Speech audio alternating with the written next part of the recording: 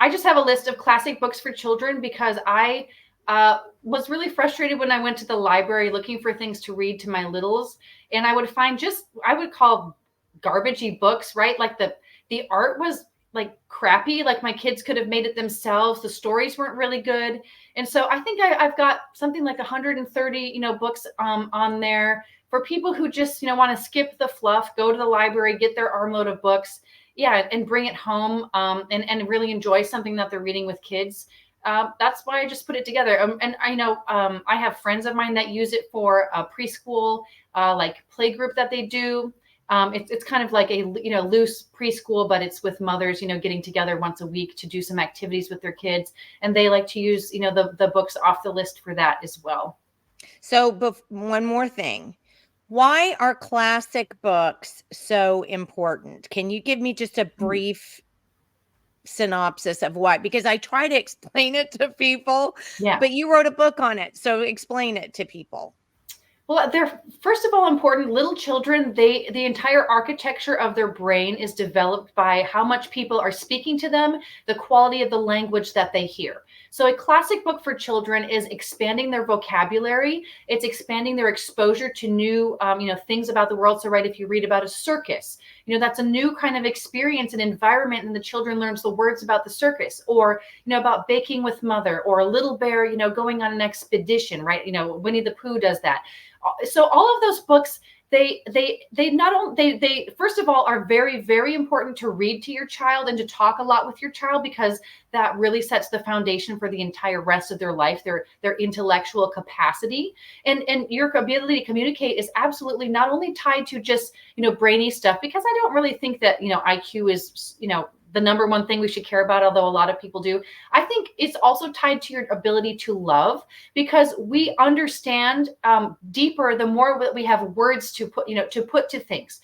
If you have a word to put for a certain feeling or for a certain experience, you have a greater and enlarged understanding. And with that understanding, you can love people better. You can communicate with them better. You can know where they're coming from. And it just makes you a better person that's part of a family, community, or a neighborhood. All of those language skills are extremely important for developing that, not only their academic, but also their emotional the abilities that everybody needs to be a good husband, wife, child, friend.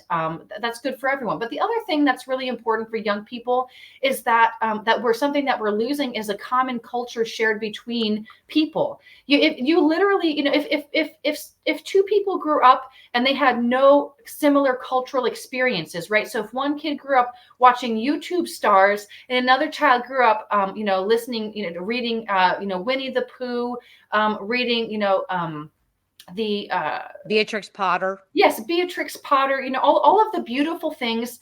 I've seen this actually in playgroups, right? When the kids get together, the YouTube kid and the book reading kid can hardly talk to each other because they have nothing shared to understand each other, where each other is coming from, right? And so giving your children classic literature introduces them to their common heritage. It's basically saying, welcome to your people. Here's the best that they have thought about, and we're giving it to you as an inheritance. You are a part of this. It's something greater than you.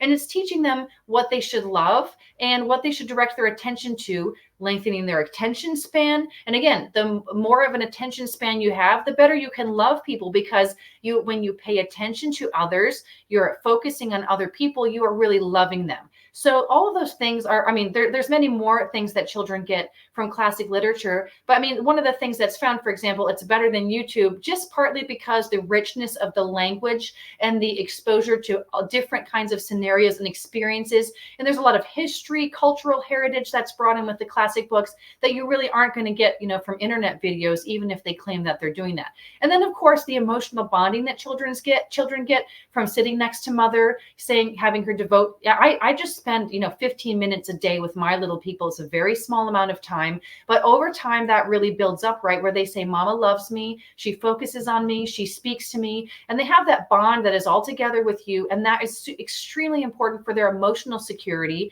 which, and again, if they have emotional security, they're more likely to be self-controlled, able to direct their activities and choose between actions they'd like to take rather than just acting impulsively. So this is just really building an entire foundation foundation for your child with something as simple as you can read 3 picture books in 15 minutes, in 15 minutes a day, I just try to do it 15 minutes 3 times a week. And that really is developing a foundation for the entire rest of your child's life in love, in learning and being exposed and bestowed their cultural heritage, and all the best things that, people throughout, people connected to our civilization have developed and loved on little children and love them so much to want to give them. That's something you personally can give to your own children through reading with them.